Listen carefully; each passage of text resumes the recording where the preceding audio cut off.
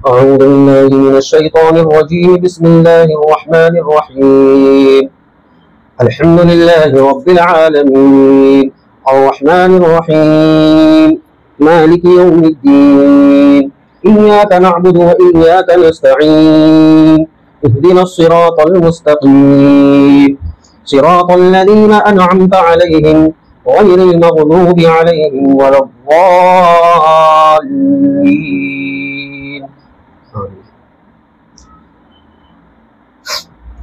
آج ہمارے درس قرآن کا 7واں سبق ہے اور الحمدللہ سورہ فاتحہ کی تفسیر مکمل ہونے پر ہے. اہدنا الصراط المستقیم کی تفسیر آپ لوگوں کے سامنے آ چکی ہے.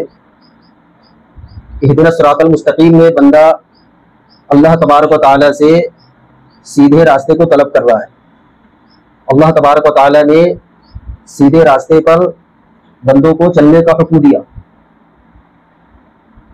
گویا کہ یوں کہا گیا جیسا کہ شروع سے بتایا جا رہا ہے کہ الحمدللہ رب العالمین الرحمن الرحیم.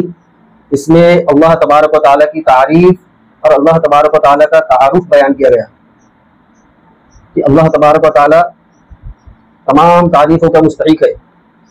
اس لیے ہے کہ وہ تمام مخلوقات کو پیدا کرنے والا ہے, بڑا رحمان اور رحیم ہے.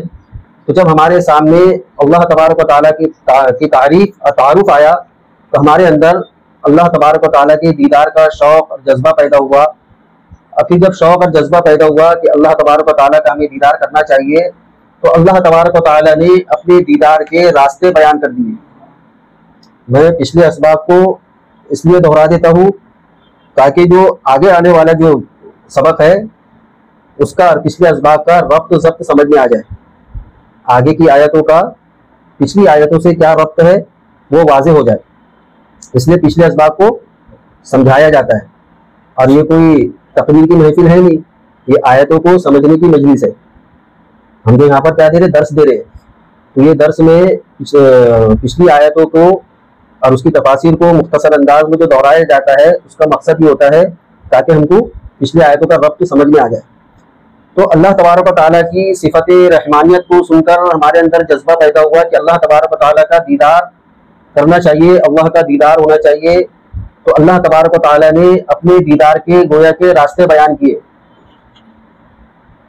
الحمدللہ رب العالمین میں ہی وحدانیت کو بیان کیا کہ اللہ کا دیدار کرنا ہے تو سب سے پہلے تم کو توحید پرست ہونا پڑے گا. سب سے پہلے کیا ہونا پڑے گا؟ توحید پرست ہونا پڑے گا. اللہ تبارک و تعالیٰ کی وحدانیت کا اقرار کرنا پڑے گا. اس بات کو ماننا پڑے گا کہ اللہ کے سوا کوئی معبود نہیں. اور الرحمن الرحیم کے ذریعے سے فرما دیا گیا کہ تم کو رسالت کو بھی تسلیم کرنا ہوگا. اللہ کے دیدار کا مستحق بننے کے لیے اور نجات والا بننے کے لیے وحدانیت صرف کافی نہیں ہے, وحدانیت کے ساتھ ساتھ رسالت کو بھی تسلیم کرنا ہے.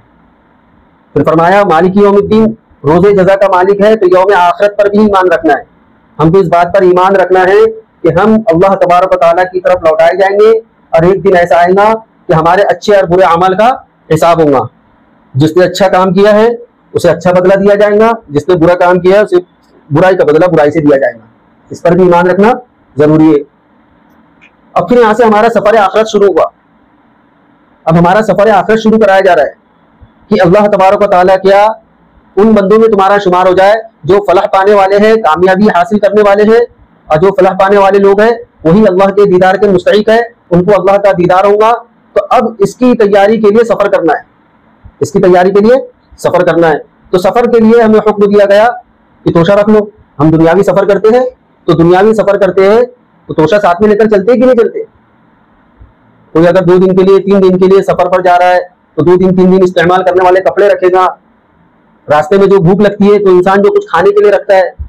یہ دنیاوی ضرورت کے دنیاوی سفر کے اندر ہم اس چیز کا لحاظ رکھتے ہیں کہ ہم کو راستے میں کوئی تکلیف نہ ہو, ہم وہ ساز و سامان رکھ لیں تاکہ سفر میں ہم کو کوئی تکلیف نہ ہو. تو یہ آخرت کے سفر کا توشہ کیا ہے؟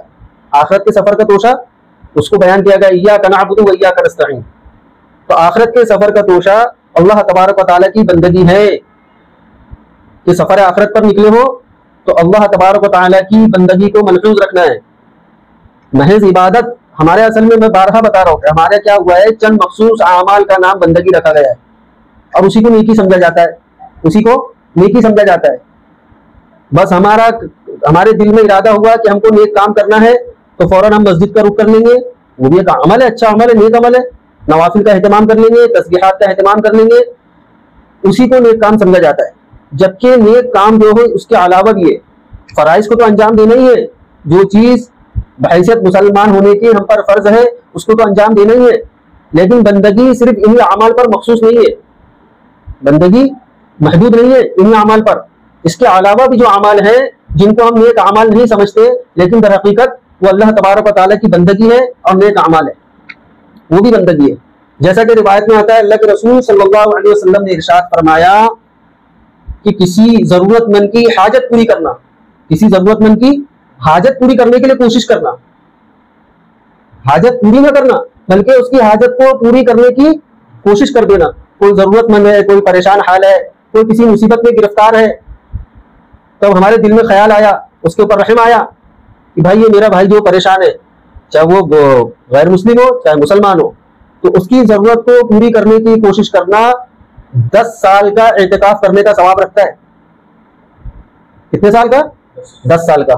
اب بتاؤ کسی کے ذہن میں بات آتی ہے کہ کوئی نیک عمل ہے؟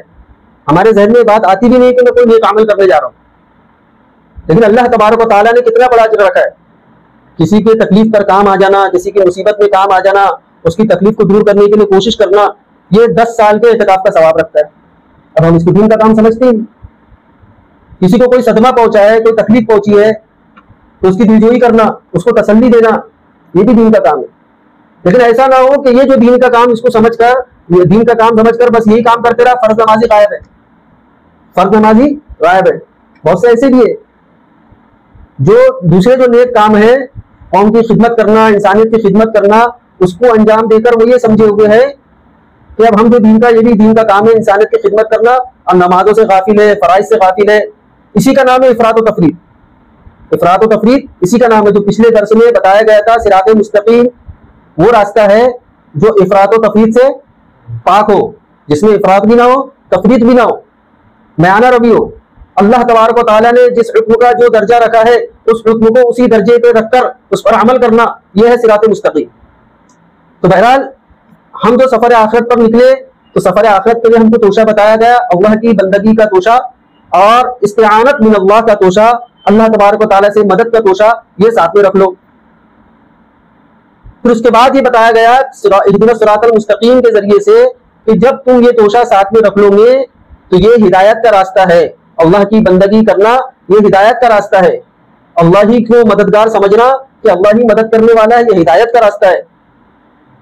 تو اس راستے سے تم بھٹک سکتے ہو، اس راستے میں رکاوٹ آ سکتی ہے، تو اللہ تبارک و تعالیٰ سے اس راستے پر چلنے کی دعا بھی کرتے رہو، اس راستے پر چلنے کی دعا بھی کرتے رہو کہ اللہ تم نے ہم کو جو سیدھا راستہ جو بتایا ہے، یہ سیدھے راستے پر ہمارے لیے چلنا اس وقت تک کے ممکن نہیں ہے جب تک کہ تیری مدد نہ ہو، جب تک کہ تیری طرف سے توفیق نہ ہو.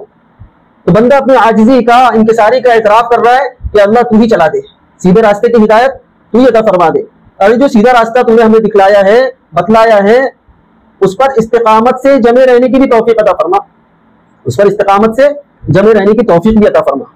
اب دیکھیں توشہ آخرت رکھا بندے نے، توشہ آخرت رکھا، بندگی، استعانت من اللہ.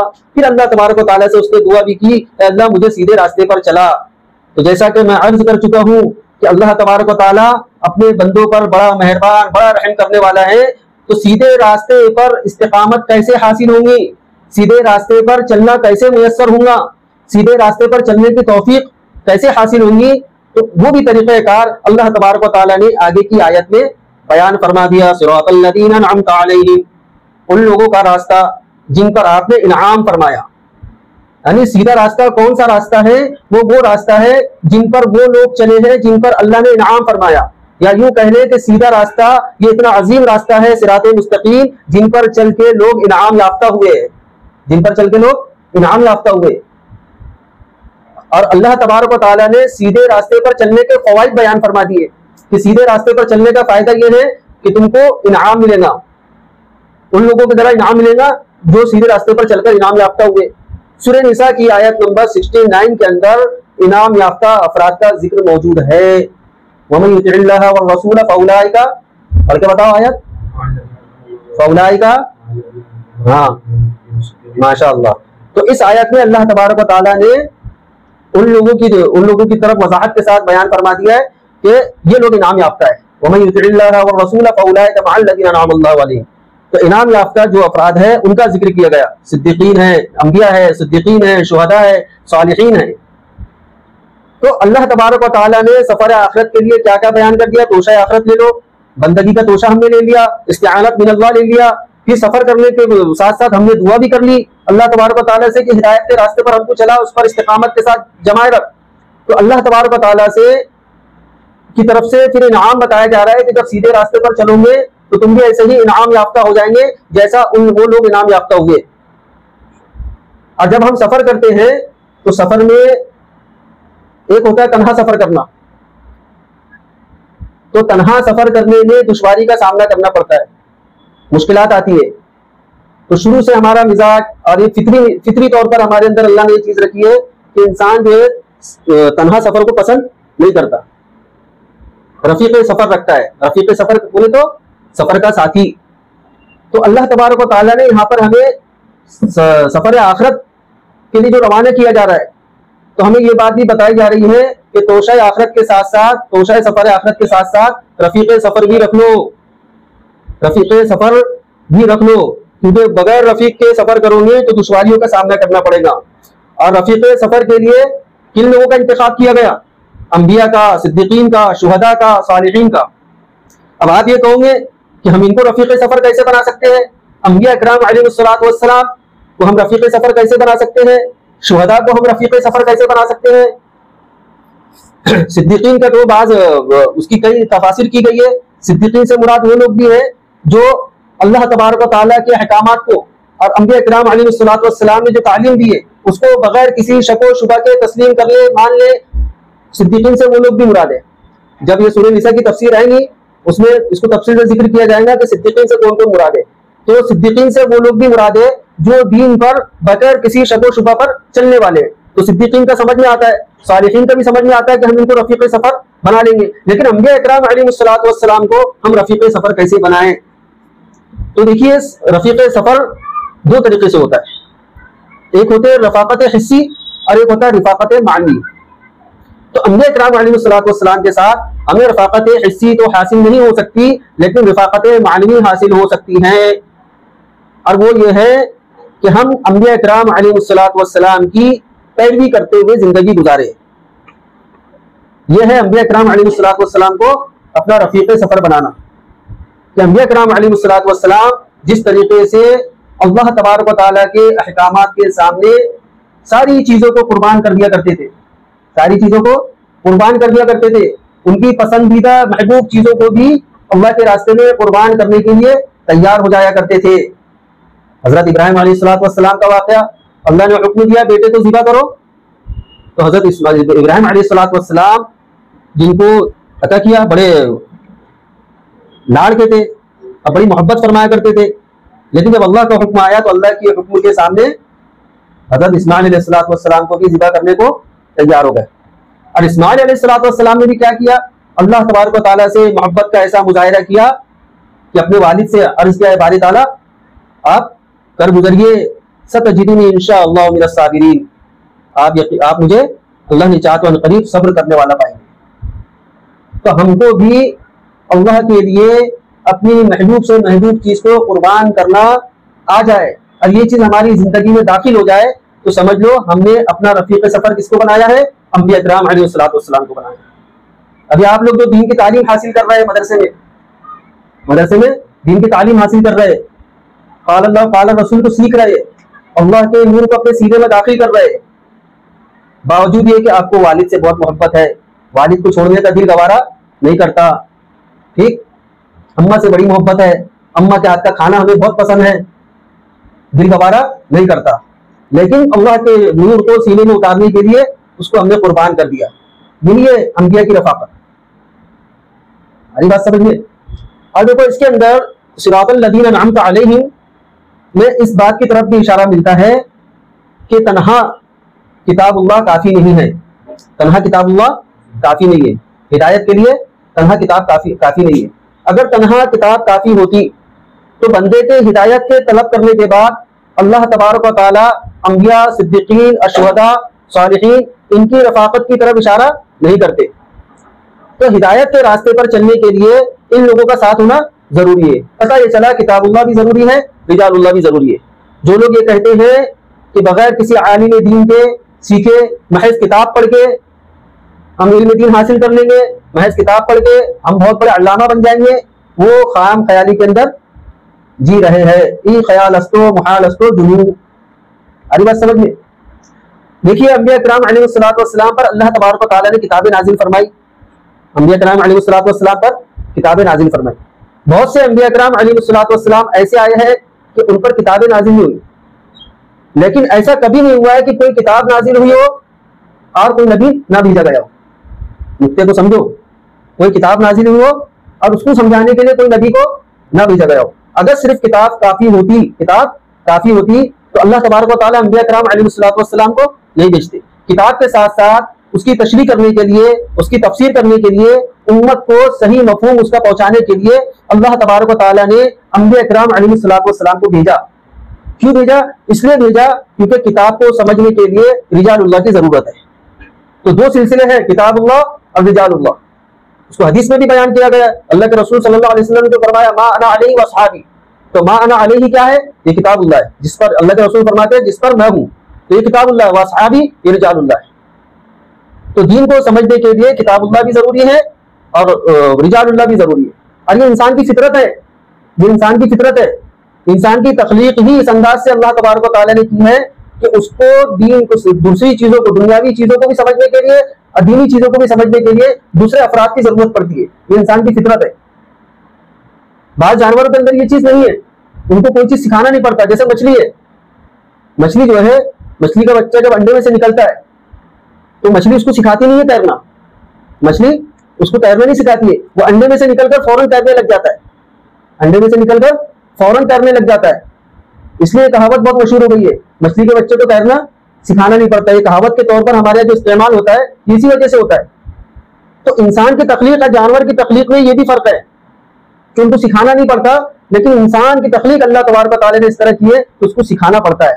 اب اگر کوئی شخص یہ سوچے کہ ڈاکٹری کی کتابیں ہیں، ڈاکٹری کی کتابیں مارکیٹ میں دستیاب ہے، عربی میں، فارسی میں، انگلش میں، اردو میں، دنیا بھر کی زبانوں میں وہ کتابیں موجود ہیں. اب کوئی بہت ذہین شخص ہے، وہ یہ سوچے یار میں ڈاکٹری کی کتابیں پڑھ کے ڈاکٹری کرنا شروع کر دیتا ہوں.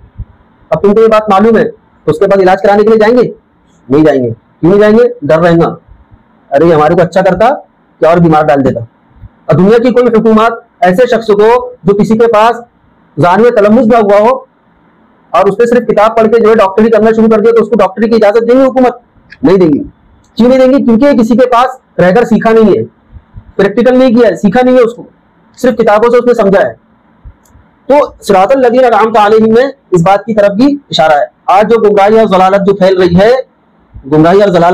ہے، یوٹیوب پر دیکھو، سوشل میڈیا وغیرہ میں نئے نئے جو اسکالر آ گئے ہیں، ان کی جب جڑوں تک آپ پہنچیں گے تو ان کا کوئی استاد نہیں ہے، کسی کے پاس ذانوِ تلمس نہیں ہوئے. اور عربی زبان، اسلام کا جو اصل جو مرجع کس زبان میں، اس کا جو مواد ہے پورے کس زبان میں؟ عربی زبان میں. اب وہ عربی زبان سے جو ٹرانسلیٹ ہوئی جو چیزیں ہیں وہ صحیح لوگوں کی بھی ہے، برے لوگوں کی بھی ہے، غلط لوگوں کی بھی ہے، غلط عقیدے والے لوگوں کی بھی ہے اور صحیح عقیدے والے لوگوں کی بھی ہے. تو بغیر استاد کے یہ لوگ جو ہے غلط طریقے سے دین سیکھ رہے ہیں اور امت تک کے غلط دین پہنچا رہے ہیں. آج دیکھو بہت اسکالر ہے ایسے جن کا کوئی استاد نہیں، کوئی استاد کا آتا پتہ نہیں، ان سے سیکھے کیا سیکھے، بس چل رہے اللہ کو کروڑوں لوگ جو ہے فالو کر رہے. تو کبھی بھی اس گمان میں نہیں رہنا کہ میں جو دین کا علم، دنیا کا علم جو ہے بغیر کسی کے پاس سیکھے نہیں آ سکتا، اس میں مہارت حاصل نہیں ہو سکتی، اس کو صحیح انداز سے جو ہے دوسروں تک پہنچا نہیں سکتا. تو دین کا علم جو کہ اتنا اہم علم ہے، جس پر ہماری دنیا اور آخرت کی کامیابی پوشیدہ ہے، وہ بغیر استاد کے کیسے حاصل ہو سکتا ہے؟ تو اس لیے کبھی بھی ہم جو باتیں سیکھ رہے ہیں اور کتابوں میں جو باتیں پڑھ رہے ہیں تو اس کو علماء سے تحقیق کراؤ، علماء اکرام سے تحقیق کراؤ. بس یہ کتاب اللہ، رجال اللہ، ابھی ہمارے لیے رجال اللہ سے مراد علماء دین ہے. علماء دین سے جو جڑو، ان کے سامنے جو بھی بات تمہارے سامنے آ رہی ہے، جو ان کو کھٹک رہی ہے، علماء سے پوچھو، اپنی عقل سے فیصلہ نہ لو. اس چیز کے اس کے اندر صراط الذین انعمت علیہم کے ذریعے سے امت کو تعلیم دی گئی ہے. اب پھر دیکھیے آگے غیر المغضوب علیہم ولا الضالین. کسی بھی چیز کو سمجھانے کے لیے اس کی ضد کو اگر بیان کر دی جائے، اس کی ضد کو بیان کر دی جائے تو واضح طور پر وہ چیز سمجھ میں آ جاتی ہے، اس کی عظمت سمجھ میں آ جاتی ہے. جیسے روشنی کی اہمیت کا ہم کو کب سمجھ میں آئے گا؟ جب ہم اندھیرے کو سمجھیں گے. اندھیرا ہم سمجھتے ہیں کہ اندھیرا کیا چیز ہوتی ہے، اس لیے ہم کو روشنی کی اہمیت ہے. اگر ہم کو اندھیرا کیا چیز ہوتی ہے وہ چیز اگر معلوم نہ ہوتی تو ہم کو روشنی کی اہمیت سمجھ میں نہیں آتی. یہ ایک کلام کی فصاحت ہوتی ہے، کلام کی فصاحت ہوتی ہے کہ کسی بھی چیز کو اگر بیان کیا جا رہا ہے، اس کی اہمیت کو بتایا جا رہا ہے تو اس کی ضد کو بھی اس کے سامنے رکھا جائے. یہ مشکات الاثار کے اندر مصنف علیہ الرحمٰن نے اس چیز کو بڑی وضاحت کے ساتھ بیان کیا کہ ہم یہاں پر نیکیوں کا ذکر کریں گے تو ہم یہاں پر گناہوں کا بھی ذکر کریں گے، کیونکہ ضدوں کو سمجھانے سے بات اچھی طریقے سے سمجھ میں آ جاتی ہے. اب مشکات الاثار کیا کون سی کتاب ہے ہم کو معلوم نہیں، معلوم ہے عالم بننا پڑتا اس کے لیے. حافظ جی لوگوں کو نہیں پڑھائی جاتی، حافظ جی لوگوں کو نہیں پڑھائی جاتی. تو جو صرف حافظ جی رہے گا اس کو مشکات الاثار کیا ہے نہیں معلوم رہے گا. تو حافظ جی کے ساتھ ساتھ عالم صاحب بننے کی بھی دعا کرو. اور صرف ارادے میں نام نہیں لکھانا ہے، ارادہ کرے. وہ جماعت والے بیچارے سیدھے سادھے گھوم جاتے ہیں، تم لوگ گھماتے ہیں ان کو، ہاں انشاءاللہ 3 دن جائیں گے، ہاں انشاءاللہ 40 دن جائیں گے. تو ویسا نہیں، بالکل عزم مصمم کرو کہ میں یہ سال میرا حفظ ہو جا رہا ہے، انشاءاللہ میں آئندہ سال عالمیت میں داخلہ لوں گا. عالمیت کیا ہے؟ جو قرآن ہم نے سینے میں اتارا ہے، اس کے معنی اور مفاہیم کو اللہ کی رضا حاصل کرنے کے لیے اور ٹھیک ٹھاک عمل کرنے کے لیے علم سیکھنا، یہی عالمیت ہے. عالمیت کا مقصد یہی ہے. عالمیت کا مقصد قرآن سے ہٹ کے اور کوئی چیز سکھانا نہیں ہے، بلکہ جو قرآن ہمارے پاس آیا ہے اس کو اللہ کی رضا کے مطابق سمجھنا اور اس پر عمل کرنا، جیسے اللہ تعالیٰ چاہتے ویسا عمل کرنا ہم کو آ جائے، یہی مقصد ہے اس کا. اب آپ حافظ بن گئے، ماشاءاللہ ہو گئے، کچھ پارے رہ گئے. اب ہم آپ سے بولیں گے کہ چلو یہ آیت کا جو ترجمہ بتاؤ، وَاتَّبَعُوا مَا تَتْلُو الشَّيَاطِينُ عَلَىٰ مُلْكِ سُلَيْمَانَ، اس میں اللہ تعالیٰ کیا فرما رہے ہیں کچھ پتہ ہے؟ کچھ نہیں پتہ ہے. ابھی الحمدللہ رب العالمین کی اتنی ساری جو تشریحات اور تفسیرات جو آپ کے سامنے آئی، تو ابھی نماز پڑھنے میں اب پہلے نماز پڑھنے میں کچھ فرق محسوس ہوا؟ اگر یہ جو تفسیریں جو سامنے آئی ہے تو اب خیالات جب آیت پڑھتے ہوں گے تو یہ سب چیزیں یاد آتی ہوں گی نا، تصور آتا ہے کہ نہیں؟ اور رحمان الرحیم پڑھتے ہوں گے تو یہ خیال آتا ہوگا، اگر نماز پڑھ رہے ہو نماز کے جیسے تو آتا ہوگا، اور نہیں تو نمازوں میں جو اما کیا گھوم رہے تو کہاں سے آئیں گا؟ نماز میں اگر ہم اما کیا گھوم رہے اور رحمان الرحیم بول رہے ہاں میں سنیچر کو گھر جاؤں گا، پھر میں اپنی امی کو بولوں گا مالک یوم الدین، اپنی امی کو بولوں گا کہ وہ کھانا پکانا میرے لیے اچھا مٹن وٹن بچا کے رکھی ہوئی، ایاک نعبد و ایاک نستعین، 100 روپیہ لوں گا اپنی امی سے. تو یہ سب اگر تصور کر رہے ہوں گے نماز میں تو پھر جو تفسیریں پڑھے وہ یاد نہیں آئیں گی. تو ابھی جو درس جو 7 درس جو مکمل ہوئے اس کو ملحوظ رکھتے ہوئے اب نماز پڑھو، سورہ فاتحہ پڑھو. اور پھر معنی اور مفاہیم کو سمجھنے کے بعد کیا ہوتا ہے؟ نماز میں خشوع خضوع بھی پیدا ہوتا ہے. بڑا مزہ آتا ہے، معنی اور مفاہیم معلوم رہنا بڑی لذت آتی ہے نماز میں. تو اس لیے نیت کرو کہ حافظ کے ساتھ ساتھ عالم بھی بنیں گے. ہاں حافظ کی بھی اپنی ایک فضیلت ہے، کوئی بغیر معنی اور مفاہیم کو سمجھے اگر قرآن یاد کر رہا ہے تو ایسا نہیں ہے کہ باعث فضیلت نہیں ہے، وہ بھی باعث فضیلت ہے. اس کے پہلے میں بتا چکا ہوں حافظ قرآن کے والدین کو کیا ملے گا، ساری فضیلتیں جو ابھی اس کے پہلے بیان ہو چکی ہے تو وہ بھی باعث فضیلت ہے. لیکن عالم بن جانا نور علی نور ہے، عالم بن جانا نور علی نور ہے. تو میں کیا کہہ رہا تھا؟ میں یہ کہہ رہا تھا کہ یہ جو اللہ تبارک و تعالیٰ نے ہدایت کا راستہ بتلایا تو ہدایت کی جو ضد ہے اس کو بھی اللہ تبارک و تعالیٰ نے بیان کر دیا، غیر المغضوب علیہم ولا الضالین، یعنی ان لوگوں کے راستے سے بچا، غیر المغضوب علیہم ولا الضالین، ان لوگوں کے راستے سے بچا جو مغضوب ہوئے اور جو گمراہ ہوئے. مفسرین نے لکھا ہے اور حدیث میں بھی آتا ہے، ترمذی شریف کی حدیث ہے، اس سے بھی ثابت ہے کہ مغضوب علیہم سے مراد یہود ہے اور ضالین سے مراد نصارہ ہے. تو یہود جو گمراہ ہوئے تھے کیوں ہوئے تھے؟ یہود کے پاس علم تھا لیکن عمل نہیں تھا، اس لیے وہ گمراہ ہوئے، مغضوب ہو گئے. اور دوسری آیت سے بھی پتہ چلتا ہے، حدیث سے تو پتہ چلتا ہی ہے، دوسری آیت سے بھی پتہ چلتا ہے یہاں پر مغضوب سے مراد یہود ہے. اللہ تبارک و تعالیٰ نے فرمایا وباءوا بغضب علی غضب، ان لوگوں کو اللہ کے غضب نے گھیر لیا. یہ جو یہود کے بارے میں یہاں پر بیان ہوا ہے کہ یہودیوں کو اللہ کے غضب نے گھیر لیا. تو یہود جو علم رکھنے کے باوجود اللہ تبارک و تعالیٰ کے مغضوب ہوئے کیوں؟ کیونکہ علم تو حاصل تھا لیکن عمل نہیں کرتے تھے. تو ہم کو بھی اللہ تعالیٰ سے دعا بھی کرنا چاہیے کہ اے اللہ ہمیں ایسے علم سے بچا جو غیر نافع ہو. غیر نافع علم وہ ہوتا ہے جس پر آدمی عمل ہی نہ کرے، وہ سب غیر نافع ہے. قرآن و سنت کا علم بھی اگر ہم حاصل کر لیں اور اس پر ہم عمل نہ کریں تو ہم کو نفع دینے والا نہیں ہے. اس لیے یہ دعا کا اہتمام کرے دعاؤں میں، اللہم انا نسألک علما نافعا. تو علم نافع جو ہوتا ہے وہ عمل پر کھڑے کرتا ہے، اور علم پر عمل نہ کرنا یہ اللہ کے غضب کو دعوت دینا ہے. اور نصارہ جو ضال ہوئے، گمراہ ہوئے، وہ کیوں ہوئے؟ ان کے پاس علم ہی نہیں تھا، انہوں نے علم ہی حاصل نہیں کیے. وقت کے نبی کی جو تعلیم تھی وہ تعلیم سے وہ غافل تھے. تو تعلیم سے غافل رہنا یہ بھی باعث غضب ہے، اور تعلیم حاصل کرنے کے بعد اس پر عمل نہ کرنا یہ بھی باعث غضب ہے. اور یہ دونوں چیزوں سے پناہ مانگی گئی کہ اللہ کو سیدھا راستہ چلا اور اس پر جمائے رکھ، ان لوگوں کے راستے پر مت چلا جو تیرے مغضوب ہو گئے. ایسا سمجھیے، جو مغضوب ہو گئے اور جو گمراہ ہو گئے. تو پتہ یہ چلا کہ اگر علم حاصل نہیں کریں گے تب بھی گمراہی ہے، اور علم حاصل کرنے کے بعد عمل نہیں کریں گے تب بھی گمراہی ہے. آج کا یہ ہمارا سورۃ الفاتحہ کا درس مکمل ہو چکا ہے. سورہ فاتحہ کے اختتام پر آمین کہنا سنت ہے. سورہ فاتحہ کے اختتام پر آمین کہنا سنت ہے. امام ابو حنیفہ رحمۃ اللہ علیہ کے نزدیک، ہمارے امام صاحب کے نزدیک آمین آہستہ کہنا چاہیے، یہ سنت افضل ہے.